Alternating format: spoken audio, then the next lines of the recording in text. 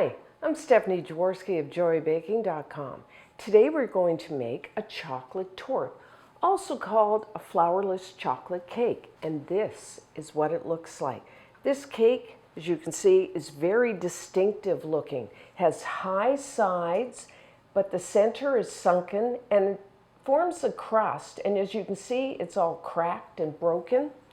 And the reason for that is when you bake this cake, it's kind of like a souffle. It rises up quite high, but as the cake cools, it kind of deflates. So that's why you have this look.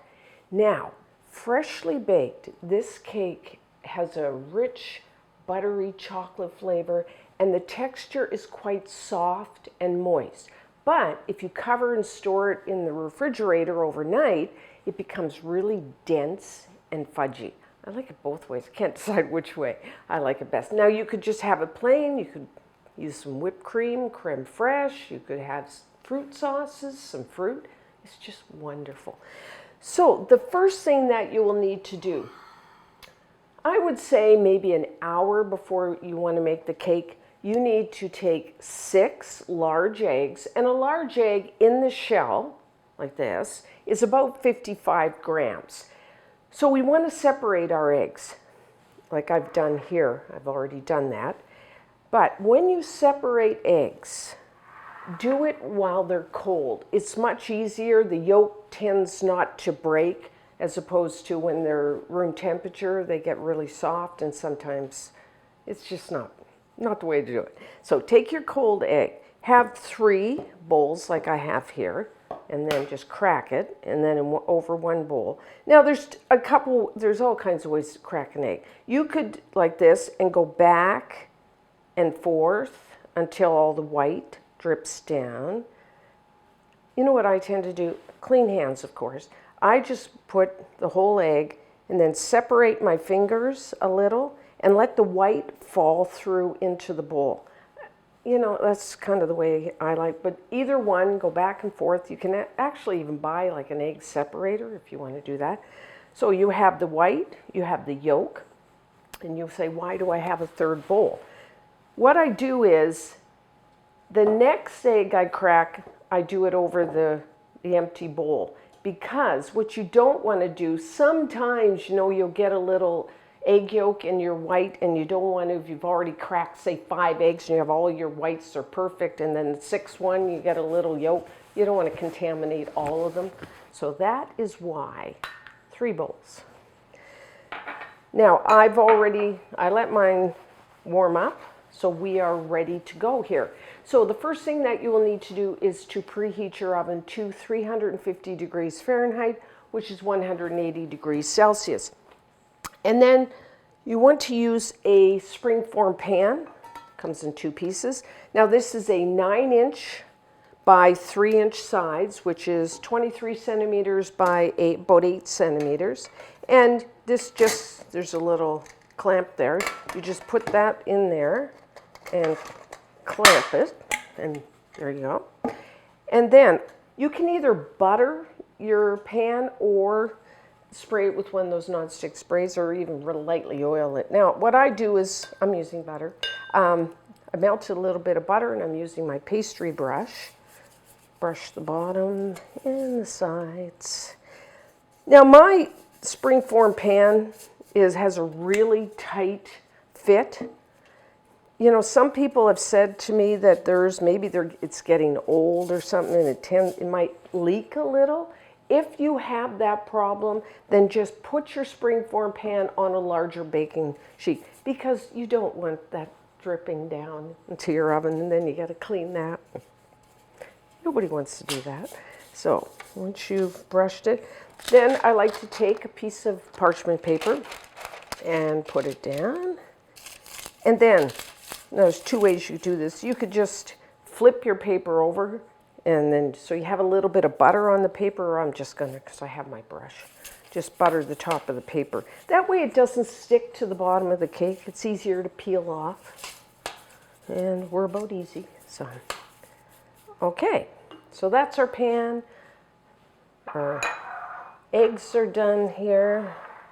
So now what we need to do is to melt our chocolate and our butter. Lots of chocolate, lots of butter. This is a rich cake.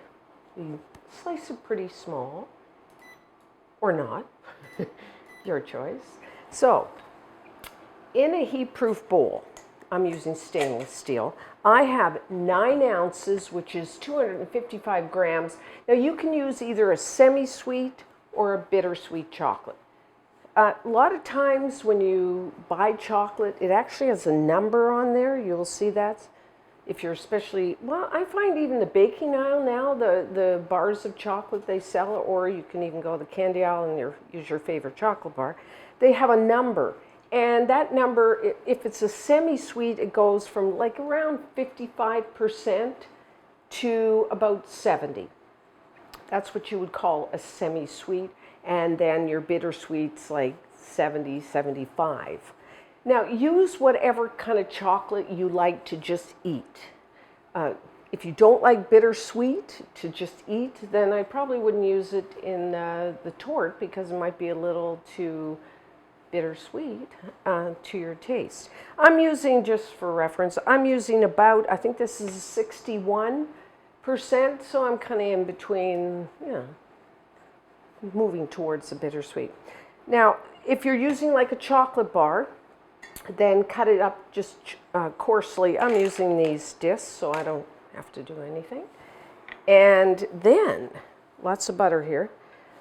I have 1 cup, 225 grams of butter, and I brought because when I separated the eggs, I brought my butter out of the fridge because, of course, room temperature butter will melt faster than cold, so that's why I did that. And I chopped it into pieces because that helps it melt faster. Just put that in there. Like I said, I'm using unsalted butter, but you could use salted if you like. So what we're going to do is put this over a saucepan of simmering water and just melt it. Give it a stir once in a while to mix the butter with the chocolate. Okay, so our chocolate and our butter has melted, so I'm just going to take that off the heat, turn that off, give it a good stir, and then I'm just going to put my finger in. You want it tepid, so it's a little warm. So what I'm going to do is just let this sit a few minutes, and then when we come back, we will start beating our egg yolks. So now we are ready to make our batter. So if you have an electric stand mixer like I have here, use your paddle attachment, or you could use a hand mixer. Now, I think I forgot to say, but when you separate your eggs, after you've separated them, then cover both your yolks and your whites with plastic wrap, like I've done here. So take your 6 yolks, put them in there, along with a half a cup, 100 grams of granulated white sugar. Mine's not white because I'm using organic, but either one. So just put that in there. And now I'm going to beat this on medium-high speed for quite a while. I want to mix it until it's really thick. It'll turn quite pale in color. So that's going to take, if you're using a stand mixer like this, for 3 to 5 minutes, maybe a little longer if you're using a hand mixer. But I will show you what you're looking for when we're done.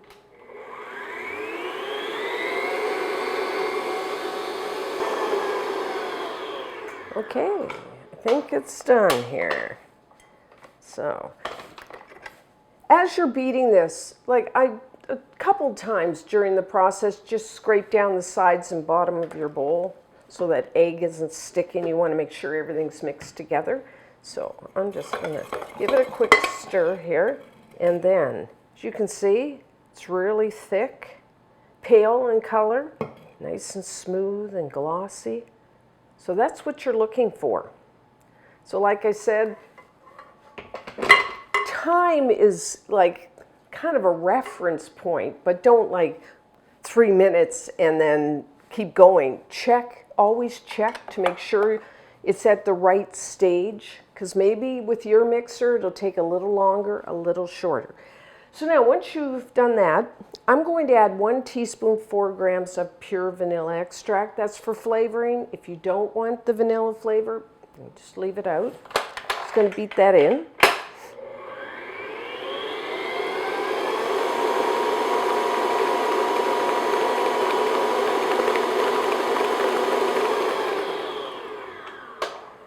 And then our melted chocolate that's cooled down. So I'm just going to add, just to make doubly sure, I'm just going to add a little.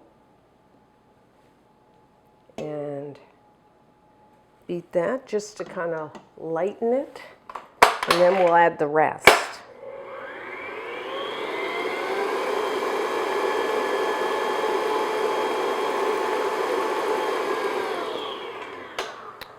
Okay.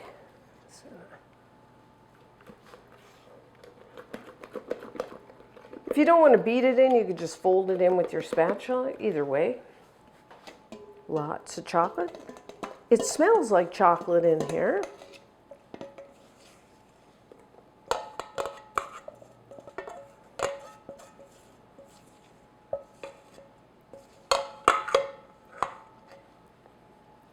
Okay.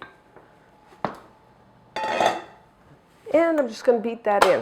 Just medium-low speed.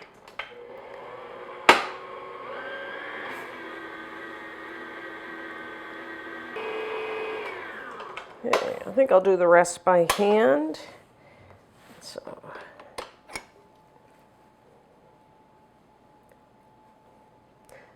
We are not adding any baking powder, baking soda. The leavening comes purely from both the beaten egg yolks, and then next we're going to beat our egg whites. So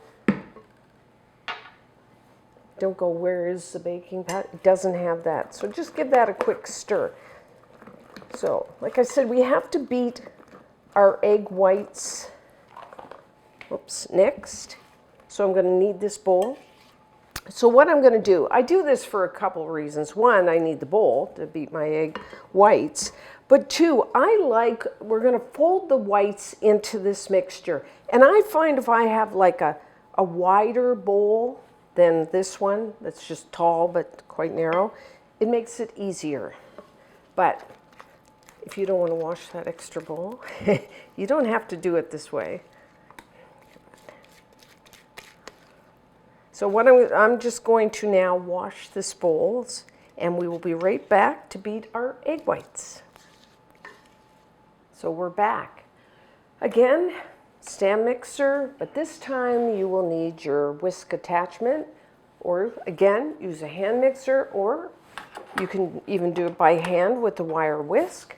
So take your room temperature egg whites, put them in there. And I'm also adding 1/4 teaspoon, 1 gram of cream of tartar. And cream of tartar stabilizes your whites so that you don't overbeat them. You can normally find it on the spice aisle of your grocery store. If you can't, some people say they can't, you can just leave it out, or you could put an equal amount of just lemon juice. But I'm just going to mix that in. But like I said, you can just beat without the cream of tartar. But, you know, just make sure you don't overbeat them. So now I'm going to beat this on medium-low speed until soft peaks form. So that's, you know, that's going to take a few minutes. So be patient.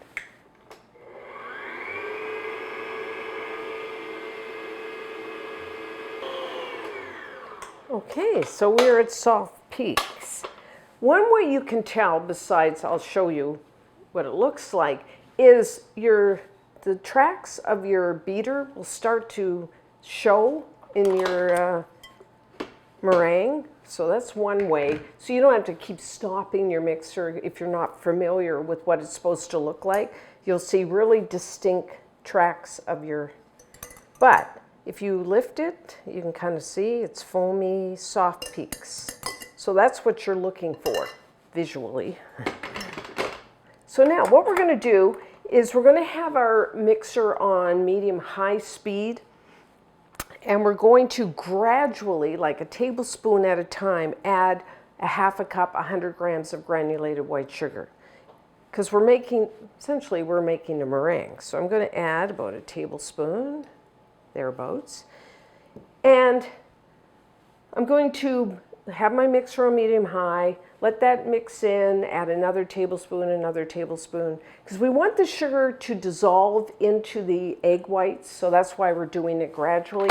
And we're going to keep mixing this until the meringue is really thick and glossy and holds stiff peaks, which I'll show you.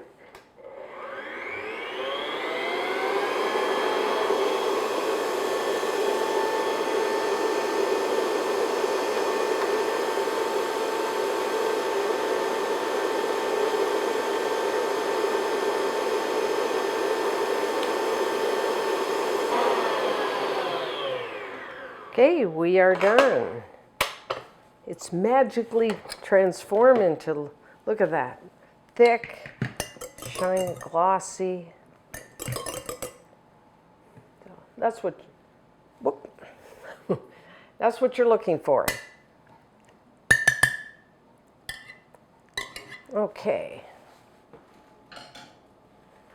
So just give your chocolate mixture a quick stir, because as it sits, it starts to firm up. And then what I'm going to do is I don't want to just take all of that meringue and put it in all at once. You'd have to mix it. So what I first want to do is just take like a large spoonful, and this will lighten it, and that will make it much easier for us to fold in the rest. So just up and over. This is a bit of a technique. Don't worry too much. The important thing, we just want to mix it till the meringue is mixed into the chocolate and no more. We don't want to deflate. After we spent all that time beating it, we don't want to deflate it here. So just up and over. So now I'm going to add this, 2, 3 additions. Maybe I'll do 3. So just add a big blob there. And then just cut through, up and over. I just turn my bowl up and over, up and over.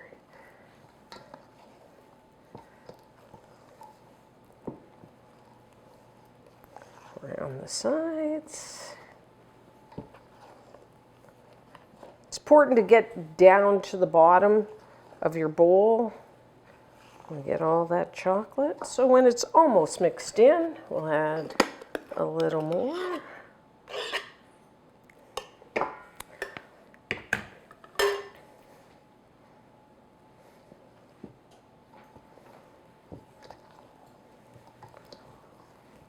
This is so good. And it lasts a long time. I find I like to store it in the fridge because I do like it kind of dense and fudgy. At least 5 days. And you can freeze it. Always a good thing.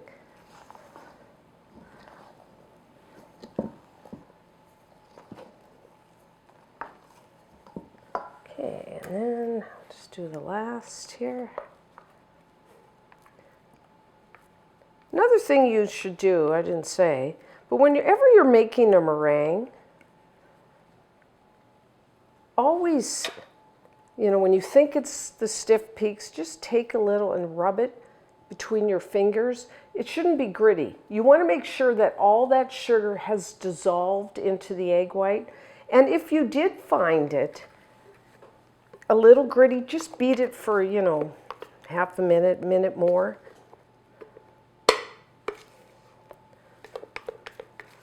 That's especially important if you were making like meringue cookies or something like that. You really want to make sure that sugar is dissolved.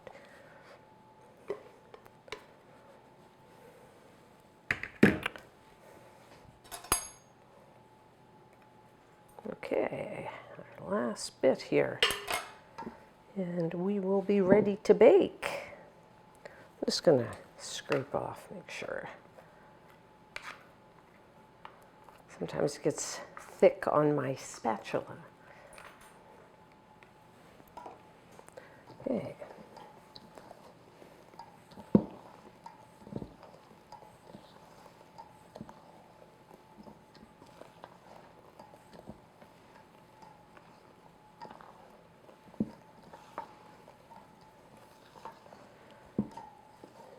Almost there. Just make sure, yeah, looks like it's all mixed in good. And, you know, don't worry if there was a couple streaks of white. Okay, have our pan. I'm just gonna pour this right in here. Doesn't that look almost eat it like this?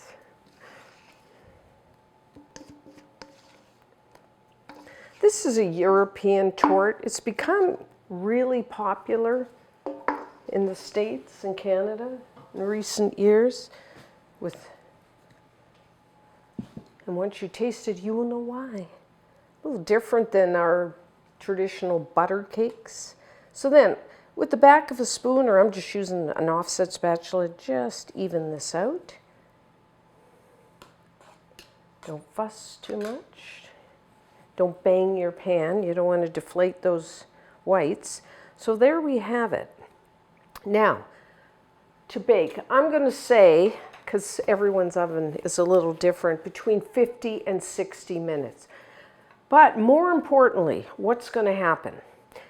The cake is going to rise at least probably to the top of the pan, maybe higher. It's going to form like a crust. And it'll be kind of uneven, and it forms a crust. And when you take a toothpick and insert it into the center, you don't want it to come out clean. You want it to have some moist crumbs, because this isn't like a butter cake. You do want some crumbs clinging to that toothpick. So I'm going to say between 50 and 60 minutes.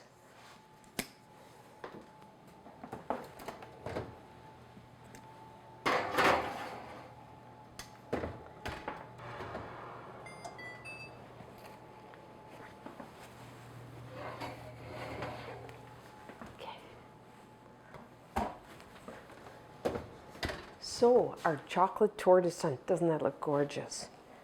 I did, it, as you can see, rose quite a bit. Toothpick inserted in the center. Came out with some moist crumbs. So what I like to do is take an offset spatula or a knife and run it along the inside right away. And then what I'm going to do is just let it cool down a few minutes. And then I'm going to undo the clasp and let it finish cooling.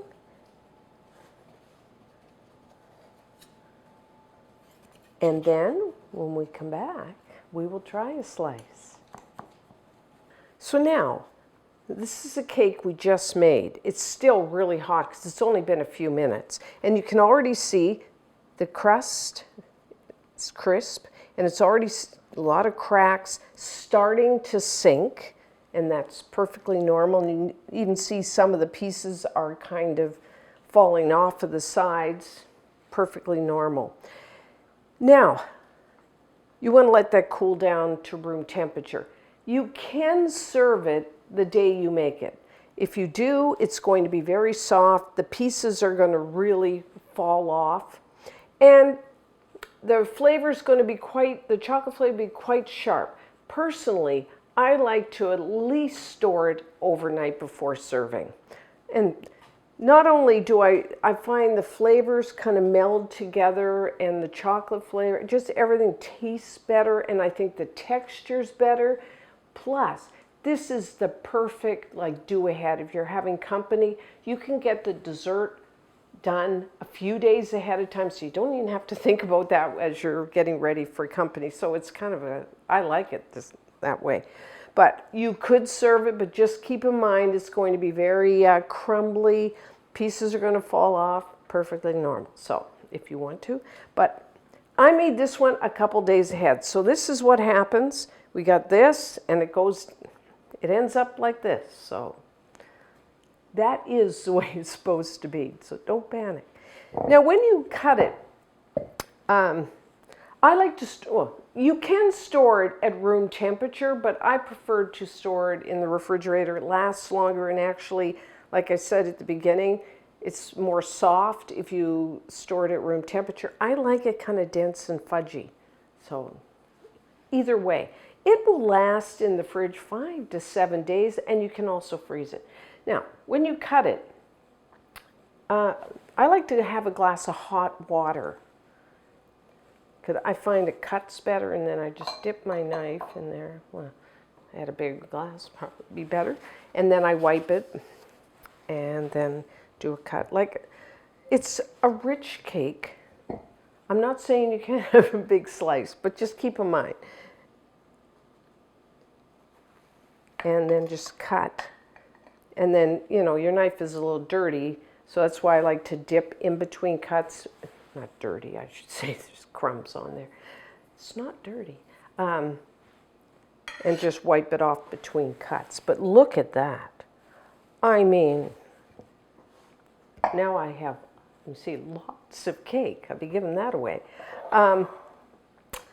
Wonderfully dense and fudgy. And as you saw, it didn't, you know, it's still, there's pieces falling off, but not too bad, because it had that time in the fridge to sit, and it kind of soft. The crust does soften overnight too, as opposed to this is, you know, it's pretty fragile. It'll crack even more. So there you have it. Now, you can just serve it like that. You could just dust the top with some unsweetened cocoa powder or powdered sugar. I'm going to serve with, I have some whipping cream here. My dog wants whipping cream, which you can't have, but she likes it anyway. So you could have a little whipping cream. Crème fraiche, clotted cream. Fruit sauces are very nice. Like, my favorite is raspberry, but any fruit sauce. Some fresh fruit. Ice cream. I think ice cream would go really well. So, some options there. So let's try some. I'm going to have it with cream. Why not? Oh, like I said, I made this a couple days ago. It's just wonderful. Rich, buttery rich chocolate flavor. Lots of butter, lots of chocolate. It's dense. It's like fudgy, but soft, and the chocolate flavor. Now, keep in mind, whatever type of chocolate you use, whether it's semi-sweet or bittersweet, that's going to be the flavor of your cake. So use whatever type you like. You know, it's wonderful end to the meal, or as a snack. But